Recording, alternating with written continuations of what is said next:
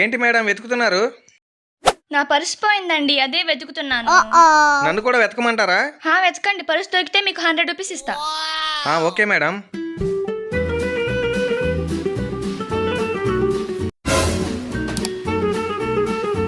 Madam purse దొరికింది.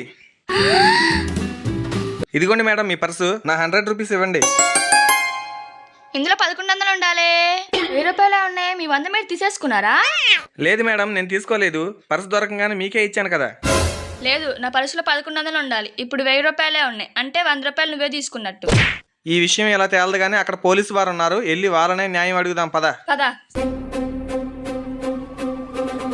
Inspector madam, ఈ అమ్మాయి పర్స్ పోగొట్టుకుంది. Purse వెతికిస్తే 100 rupees ఇస్తానంది. వెతికిచ్చిన తర్వాత పర్సులోంచి 100 రూపీస్ తీసావంటుంది. నా పర్సులో 1100 ఉండాలి, 1000 రూపాయలే ఉన్నాయి, అంటే 100 రూపాయలు ఇతను తీసుకున్నట్టేగా. మీరే చెప్పండి న్యాయం. ఏదా పర్సు ఇలా ఇయ్యమ్మా.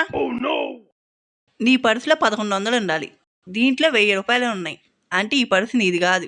ఇదిగో అయ్యా, ఈ పర్సు నీకు దొరికింది కదా, నువ్వే తీసుకొని వెళ్ళిపో. నాకు 100 ఇస్తే సరిపోయేది. అత్యాశకు పోయి ఉన్నదంతా పోగొట్టుకున్నావు.